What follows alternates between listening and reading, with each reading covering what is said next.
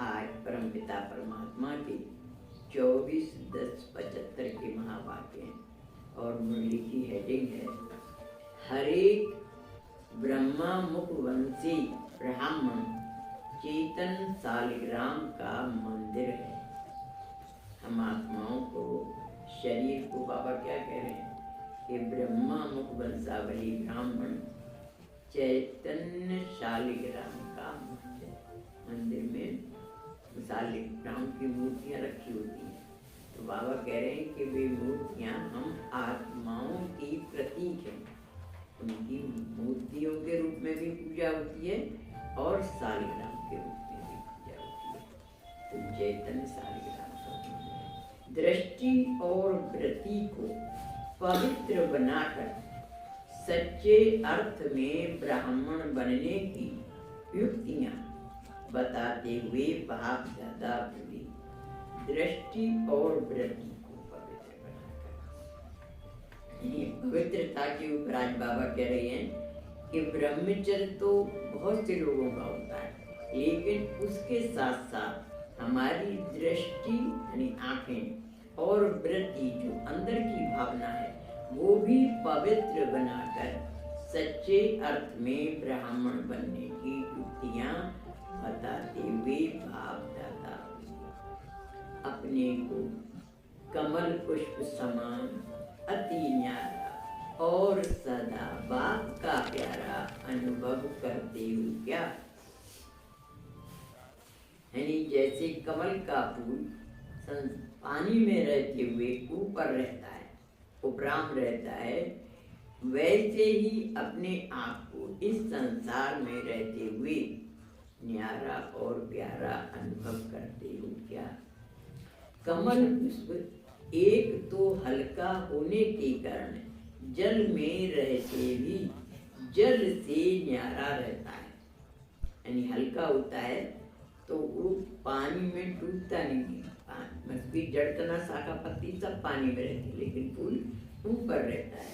तो हल्का होने के कारण जल में रहते भी जल से न्यारा रहता है।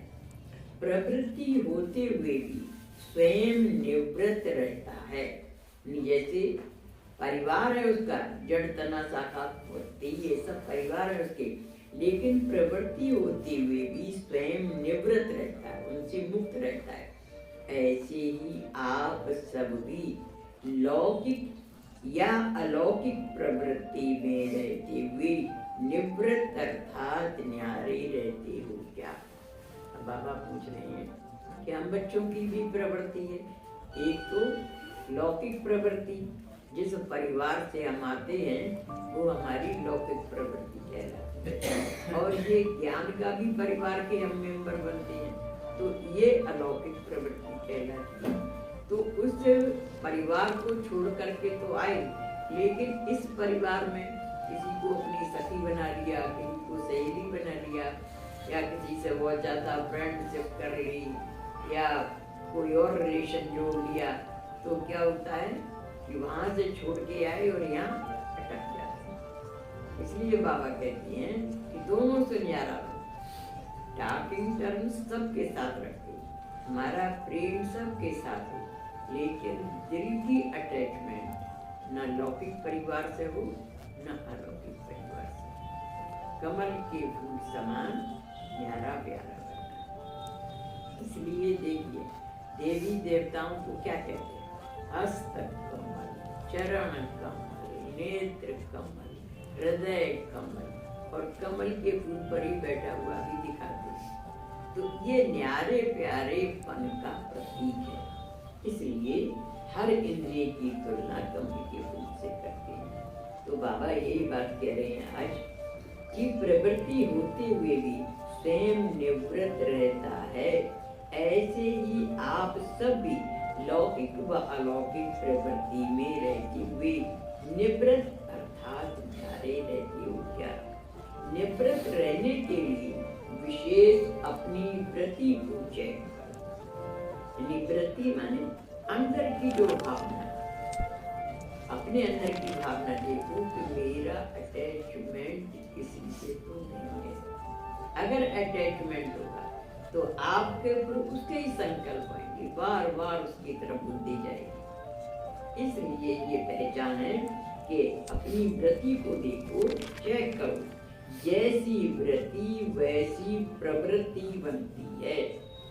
वृत्ति कौन सी रखनी है? आत्मिक वृत्ति और रूहानी वृत्ति, यानी सबसे, चाहे वो लौकिक परिवार है चाहे अलौकिक परिवार है, सबसे हमारा क्या भावना होना चाहिए? जैसे मैं आत्मा हूँ वैसे ये सब भी आत्मा है, तो उनके प्रति हमारे मन में आदर भाव हो, रेस्पेक्ट भाव हो, प्रेम भाव हो, लेकिन राग नहीं, मोह नहीं। यानी कर्तव्य के मामले में हम सबके साथ यूनिफॉर्मिटी करते, सभी बाबा के बच्चे, सभी मेरे भाई बहन, लेकिन यही स्पेशल है, ऐसी भावना मन में नहीं आनी चाहिए। तो सबके प्रति आत्मिक वृत्ति, रूहानी वृत्ति, इस वृत्ति द्वारा प्रवृत्ति में भी रूहानियत भरी जाएगी। अगर ये आत्मिक दृष्टि वृत्ति है ना, तो परिवार में रहते हुए भी परिवार का प्रति आपकी रूहानियत रहती रहेगी, मोह के संकल्प नहीं रहते, प्रवृत्ति में भी रूहानियत भर जाएगी। अर्थात प्रवृत्ति में रूहानियत के कारण अमानत समझकर चलेंगे, तो मेरापन सहज ही समाप्त हो जाएगा। मेरा परिवार है ये भावना नहीं आएगी, मेरी पत्नी, मेरा बच्चा, मेरा बेटा बेटी, ये नहीं, आत्मा है। इन आत्माओं के सेवा करने के लिए परमात्मा ने हमको इस घर में रखा है, ये भावना है। तो आपके मन में उपराम वृत्ति रहेगी, सेवा करेंगे लेकिन मोह बस नहीं करेंगे, कर्तव्य बस होकर के करेंगे। जैसे मैं कई बार कहती हूँ, अस्पताल की नर्स होती है, हर एक मरीज को दवाई देती है, लेकिन किसी से उसका अटैचमेंट नहीं होता है, तो उस काम के बदले सैलरी मिलती है, तो इसलिए हर एक मरीज को दवाई देगी, थर्मामीटर लगाएगी, लेकिन कोई मरीज मर जाए या अस्पताल छोड़कर चला जाए, नर्स के ऊपर अंतर नहीं आता है। ऐसे ही परिवार में रहे, सबकी सुख सुविधाओं का ध्यान रखें, लेकिन हमारा दिल का मोह किसी से नहीं हो।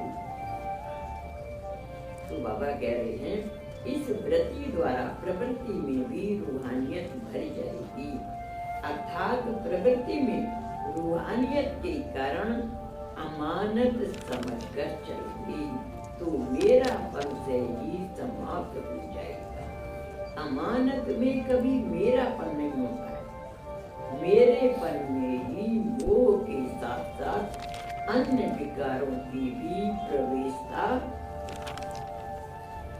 क्या बताया, अगर कोई आपके पास 1000 रुपए रख दे अमानत के रूप में, फिर जब मेरे को जरूरत होगी तो ले जाऊंगा मैं, तो आपके मन में क्या रहेगा, ये उसके रुपए हैं, रख गया है मेरे पास। ऐसे ही अमानत समझने से परिवार के किसी भी मेंबर से हमारी एक्सपेक्टेशन नहीं रहती, हम अपना फर्ज पूरा करते हैं, लेकिन बदले में वो भी फर्ज पूरा करे, ये हम अपना फर्ज पूरा करें, क्योंकि परमात्मा हमको सिखाते हैं, action is the duty not reward by कर्म, कर्मण्येवाधिकारस्ते मा फलेषु कदाचन। हमारा फर्ज है हम अपना कर्म करें, लेकिन बदले में वो भी करें, अच्छा कुछ नहीं तो मेरी प्रशंसा ही कर दे, ये भी तो लेने की भावना हो गई ना। नेकी कर क्रिया प्रशंसा की अपेक्षा नहीं, हम अपना कर्तव्य पूरा करते रहें और हमारी सैलरी भगवान के घर में जमा हो गई। 21 जनवरी कभी भी किसी से प्रतिफल की चाहना नहीं रखें। तो बाबा कहते, इसको कहते अमानत। अमानत में कभी मेरापन नहीं होता है, मेरेपन में ही मोह के साथ अन्य विकारों की भी प्रवेश होता। जो बताया ना अभी, अन्य विकार कौन से आ जाते हैं, एक्सपेक्टेशन, अपेक्षा, कि मैं इतनी सेवा करती हूँ, कभी मेरी तारीफ ही नहीं करती, कभी मेरे लिए कोई गिफ्ट नहीं लेके आती, मेरी कोई प्रशंसा ही नहीं करता घर में, अरे ये सोचो आपकी कोई इंसल्ट करेगा, क्योंकि ठोक बजाएंगे आपको।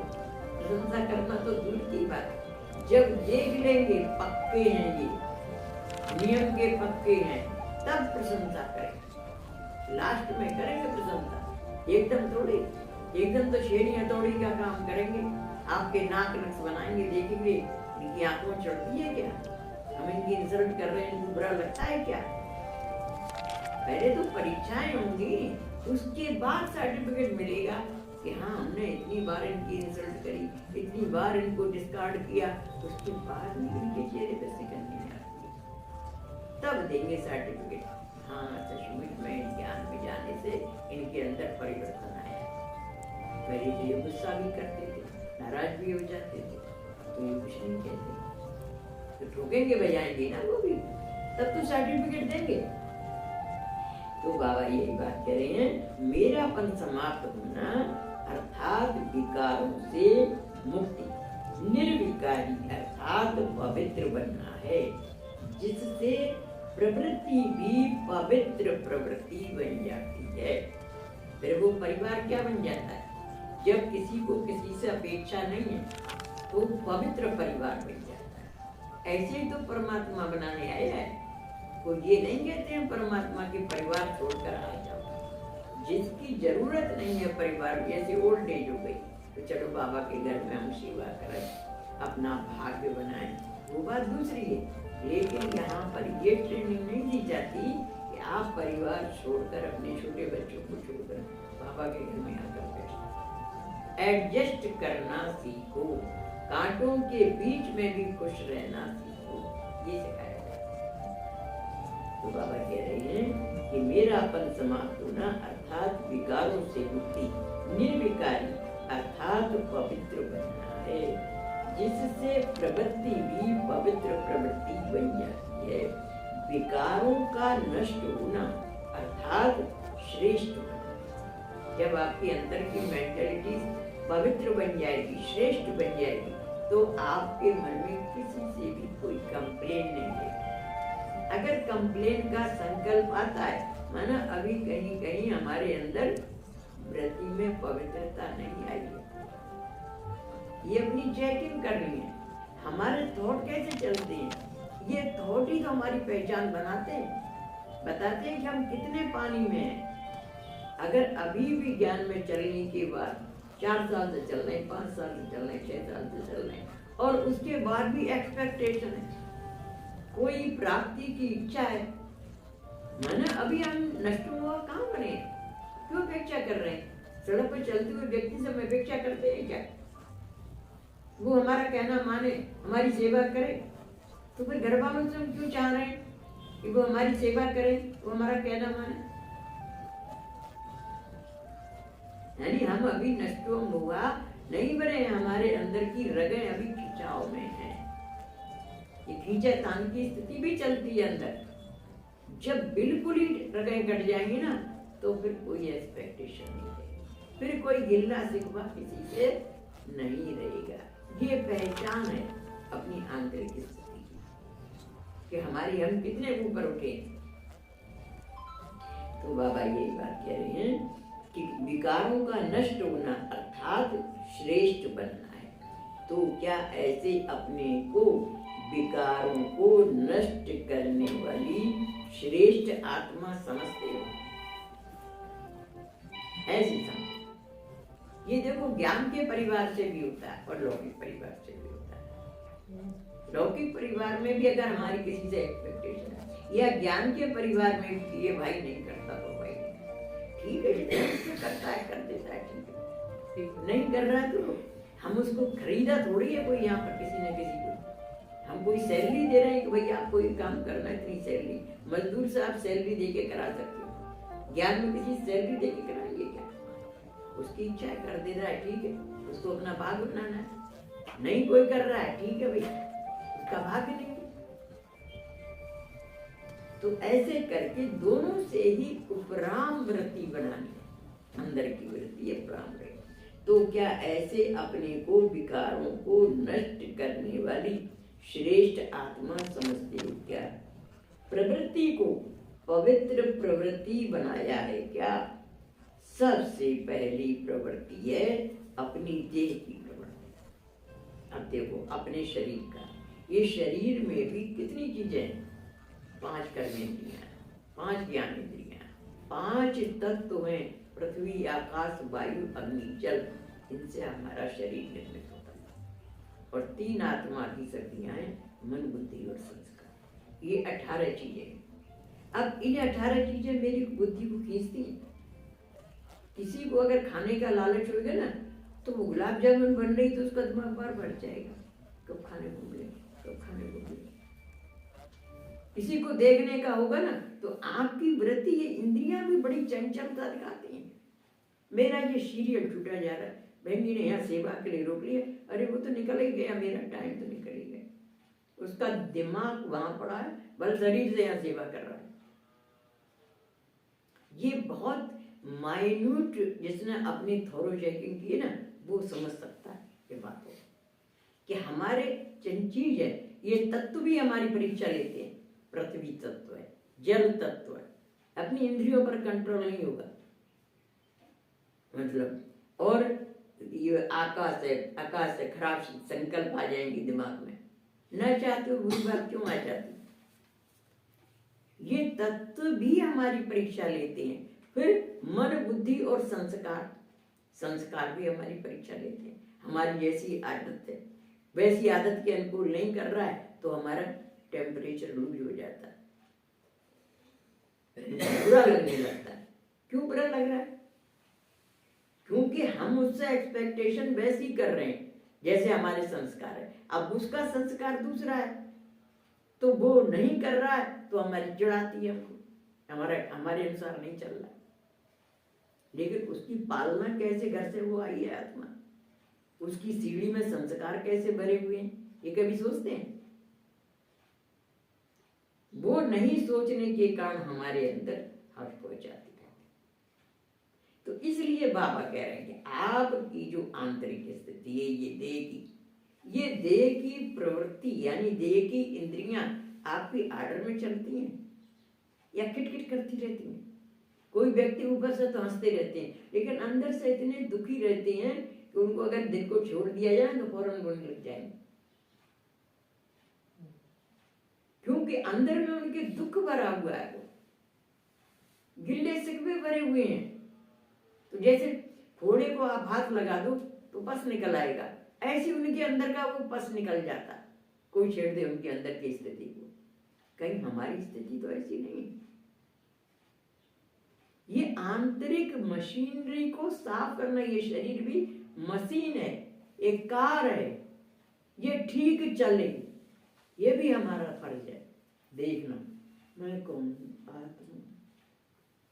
तो ये शरीर की कार मेरी ठीक चलती है तो पहली है अपनी देह की प्रवृत्ति, फिर है देह के संबंध की प्रवृत्ति। पहले अपने शरीर को देखो, हम जिस इंद्रिय से ज्यादा विकर्म करते हैं वो इंद्रिय को सजा मिल रही है ऐसा मान के चलो, तो आपकी कंप्लेन नहीं आएगी उसके प्रति, क्योंकि हमने सबने गलत काम तो करे हैं ना। जिस गलत इंद्रिय से ज्यादा गलत काम किए हैं वो ज्यादा सजा सफर कर रही है, ये समझो। और फिर देह के संबंध की प्रवृत्ति, अब परिवार के रूप में रह रही हो तो परिवार में कोई लड़का है, कोई बहू है, कोई बेटा है, नाती है, पुत्र है। हम तो समझते हैं कि हमारा ये इस जन्म का है नाती, मैं तो इसको इतना प्यार करती हूँ, इसको मेरा ओबीडियंट होना चाहिए। लेकिन वो क्या मालूम कौन से जन्म का हिसाब लेने के लिए मेरे घर में नाती बन के आया है, मेरे घर में बहू बन के आई है, मेरे घर में बेटा बन के आया है। क्योंकि जब निकट का संबंध होगा तभी तो हिसाब किताब चुकता होगा। दूर के वाले से हम करते हैं हिसाब किताब, दूर के बारे में हम सोचते हैं ये पड़ोसी का लड़का नहीं सुनता है, ये पड़ोसी का लड़का सुनता है नहीं सुनता, हमें क्या मतलब पड़ा। लेकिन हमारा लड़का नहीं सुनता है तो हमें बुरा लगता है। क्यों बुरा लगता है? क्योंकि वो हिसाब किताब है किसी जन्म का। अब ये बात हम नहीं समझ पाते ना, तो हम तो कहते कितने प्यार से पाला, कितने प्यार से पढ़ाया लिखाया, इसको अच्छा बनाया, नौकरी लग गई, बीवी आ गई, तो हमारी ये मानता ही नहीं, सुनता ही नहीं। हम अपने फर्ज को देख रहे हैं, लेकिन हम पिछले कर्ज को नहीं देख रहे हैं। किसी जन्म का कितना कर्जा है, वो वसूल करने के लिए वो आत्मा आई। मैं आपको घटना सुनाऊं, मेरी लौकिक बहन की लड़की डेथ होने से 8-10 दिन पहले उसने सपने में बताया अपनी माँ को कि तुम्हारे ऊपर मेरा इतना कर्जा बाकी है।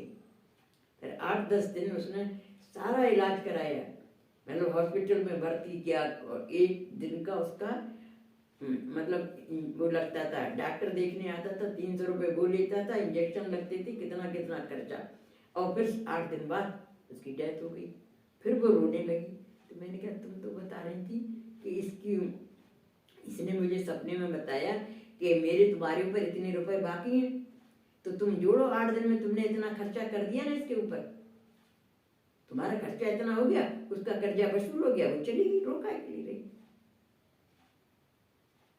ये हम नहीं जानते, लेकिन होता है। उस बच्ची ने बोलती नहीं थी, मंगोल थी वो लड़की, बोल नहीं पाती थी, लेकिन वो मतलब कष्ट भी नहीं देती थी, लेकिन उस बहन को सारा काम उसका करना पड़ता था, नहलाना है, धुलाना है, खिलाना है, सब काम उसका करती थी। तो अपना कर्जा वसूल करने आई ना वो आत्मा। ऐसे हम नहीं समझ पाते। उसने सपने में बताया और उसने मुझे ये बात बता दी, इसलिए मैं आपको बता रही हूँ कि ये हमारे ऋण संबंधी जीव हैं और ये हमारा लास्ट जन्म है, इसलिए हमें हर एक का ऋण उतारना होगा। क्योंकि अगर हमने यहाँ ऋण उतार दिया, खुशी खुशी उतार दिया, तो हम धर्मराजपुरी में टाटा करते हुए निकल जाएंगे, नहीं तो धर्मराजपुरी में सजा खानी पड़ेगी। हिसाब किताब तो चुकतू करने के बाद ही आत्मा परम धाम जाएगी, क्योंकि परम धाम पवित्र घर है, वहां कोई इस कल्प का हिसाब किताब लेके नहीं आ जाएगा। जैसे नई साल शुरू होती है ना 1 जनवरी को, ऐसे ही नया हिसाब किताब सतयुग का से शुरू होगा हर एक आत्मा का। तो हम अपने मन को समझाए ना, ज्ञान में आ गई कि भाई हिसाब किताब है किसी जन्म का, इसलिए इसका ऋण चौरण होना है। कंप्लेन नहीं करो, अपने दिल को किसी से भी कंप्लेन नहीं रखो, शिकायत नहीं रखो, ऐसे बनो, हमेशा खुश जाए, अंदर से खुशी रहे। आप ऊपर वाली नहीं होनी चाहिए, अंदर से खुशी रहे, सब ठीक है। हिसाब किताब उसने अपना हिसाब किताब चुकतू किया, हिसाब किताब खत्म हो गया, बराबर, क्योंकि क्लियरेंस तो करना ही पड़ेगा ना। तो बाबा कह रहे हैं दूसरी है देह के संबंध की प्रवृत्ति। तो पहली प्रवृत्ति देह के हर कर्मेंद्रिय को पवित्र बनाना है, मैंने कहा ना पवित्र बनाना है, मतलब हर कर्मेंद्रियों से। देखो आंखों में आंसू क्यों आते हैं, कोई आंखों से खराब देखा होगा ना किसी के लिए, तो ये सजा है, मैं इसको सजा के रूप में ग्रहण करती हूँ। तो इसलिए बाबा ने भी क्या कहा कि पहली देह के हर कर्मेंद्रिय की पवित्र बनाना है। जब तक ये पाप उसका भरपाई नहीं होगी ना, तब तक ये सजा रहेगी। जिस दिन मतलब हिसाब किताब क्लियर हो जाएगा ना, अपने आप ठीक हो जाएगा। तो बाबा यही बात कह रहे हैं कि देह के हर कर्मेंद्रिय की पवित्र बनाना है। जब तक देह की प्रवृत्ति को पवित्र नहीं बनाया है, तब तक देह के संबंध की प्रवृत्ति चाहे हद की है चाहे वेद की हो, उसको भी पवित्र प्रवृत्ति नहीं बना सकेंगे। यानी जब तक शरीर पवित्र नहीं बनेगा, तो शरीर से हमारे वाइब्रेशन भी रिफ्लेक्ट कैसे होंगे, जैसे इसमें भरा होगा अंदर वैसे ही रिफ्लेक्ट करेगा। तो इसलिए जब तक इसको शरीर को पवित्र नहीं बनाया है, तो प्रवृत्ति चाहे हद की है चाहे वेद की है, उसको भी पवित्र प्रवृत्ति नहीं बना सकेंगे। ब्रह्मा कुमार और ब्रह्मा कुमारियों की प्रवृत्ति कौन सी है? जैसे हद के संबंध की प्रवृत्ति है, वैसे ब्रह्मा कुमार और कुमारी के नाते से सारे विश्व की आत्माओं से साकारी भाई बहन का संबंध इतनी बड़ी बेहद की प्रवृत्ति है, इतनी बड़ी बेहद की प्रवृत्ति। सारी आत्माओं से ज्ञान में चलने वाले हजारों भाई सबके साथ हमारी प्रवृत्ति का रिलेशन है।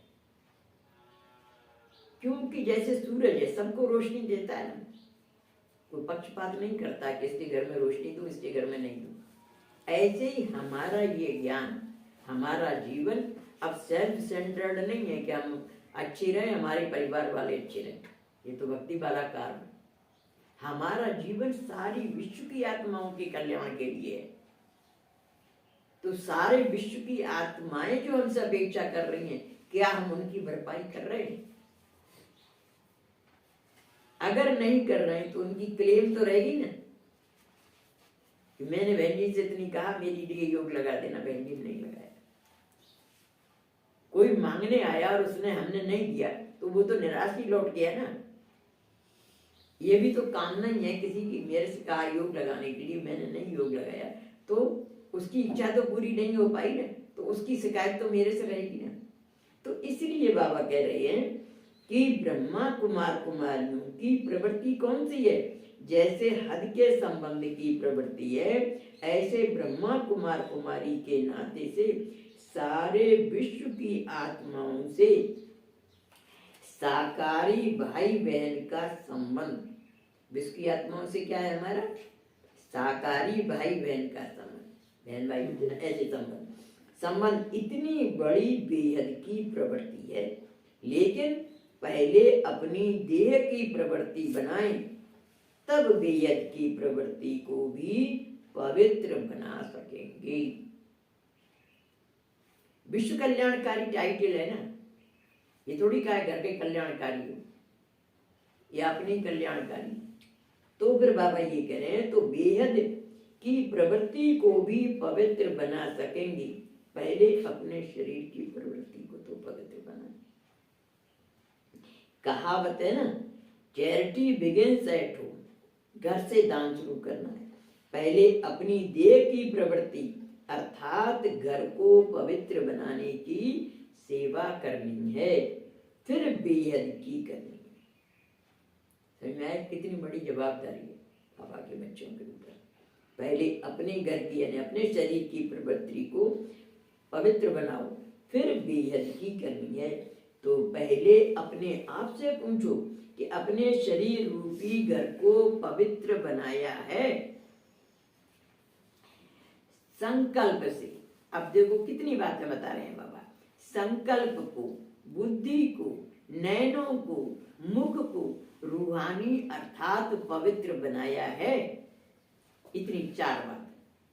शरीर में क्या है? सोच है, बुद्धि है, नैन है और मुख वाणी है। तो इनको रूहानी अर्थात पवित्र बनाया है क्या? जैसे दीपावली पर घर के हर कोने को स्वच्छ करते हैं, कोई एक कोना भी रह ना जाए इतना अटेंशन रखते ना, पूरे घर की सफाई करते ना, ऐसे हर कर्मेंद्रिय को स्वच्छ बनाकर आत्मा का दीपक सदा काल के लिए जगाया है क्या?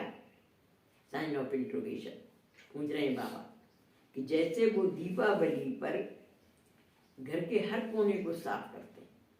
मैंने देखा कि दीपावली पर क्या हमारी माँ कहती थी, नाली पर भी दीपक रख के आना। यानी नाली जो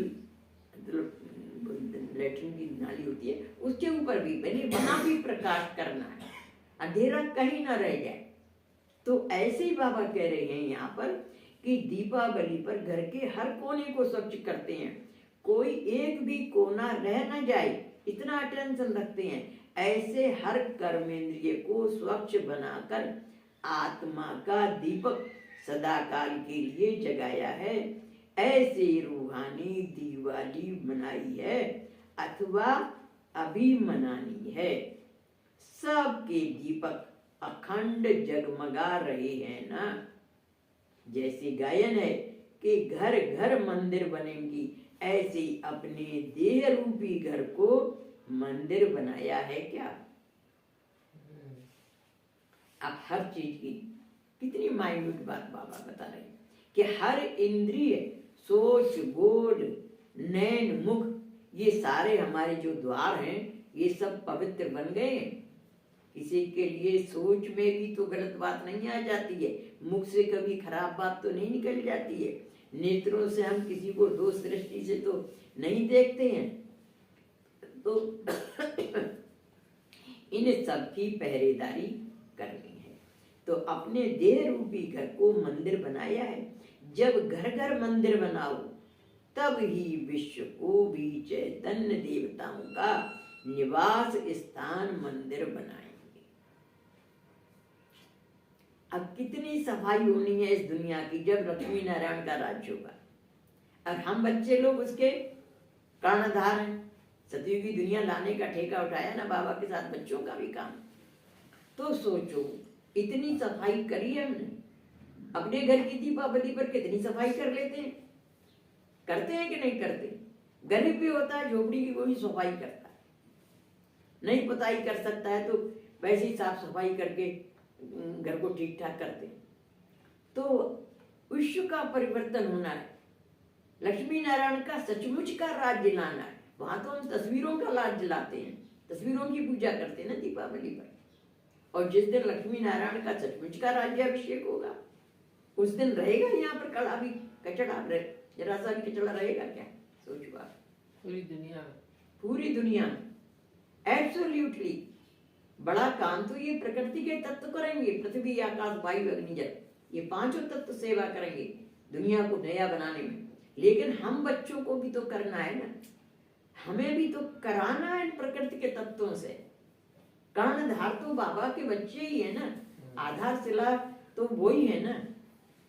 तो जिसके ऊपर जवाबदारी होगी उसी को तो बताना पड़ेगा यहाँ कचड़ा रह गया, यहाँ कचड़ा रह गया। तो सारी दुनिया की सफाई करानी। तो पहले देखो मेरे शरीर की सफाई हुई है,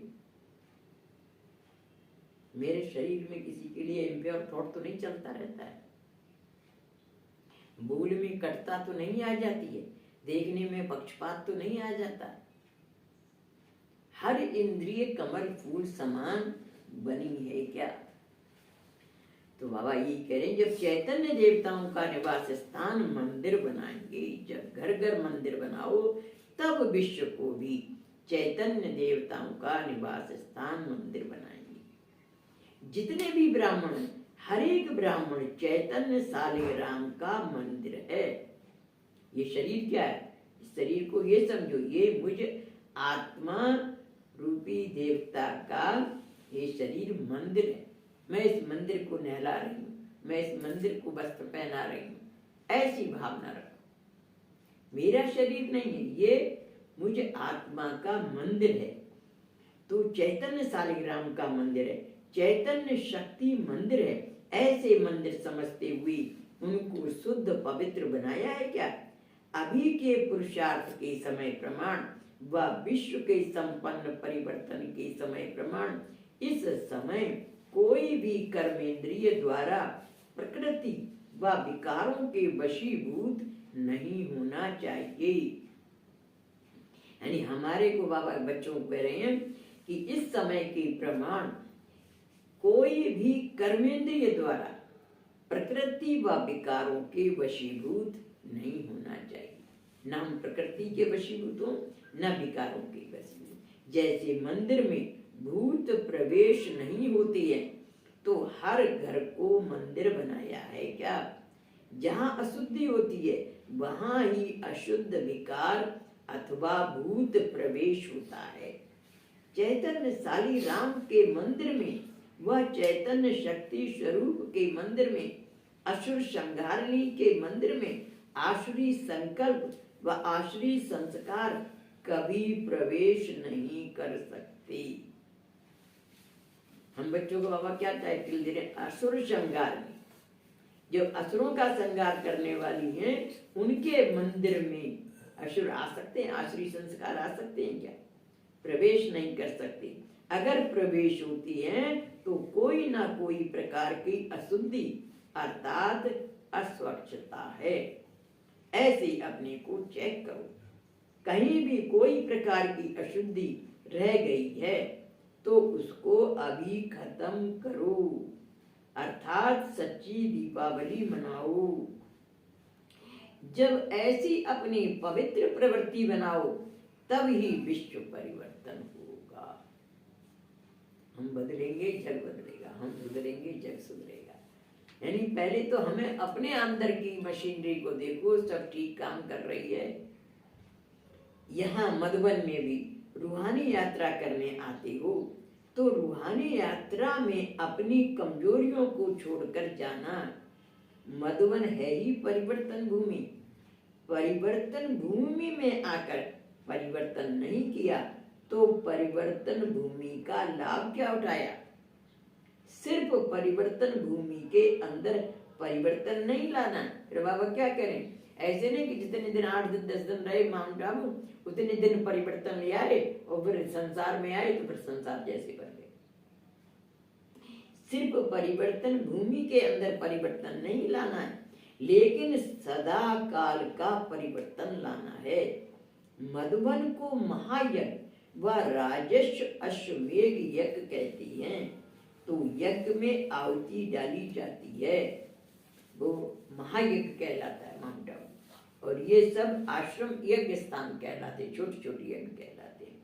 तो यज्ञ में आहुति डाली जाती है। महायज्ञ में महान आहुति डालकर जाती हो अथवा डाली हुई आहुति फिर वापस लेते हो।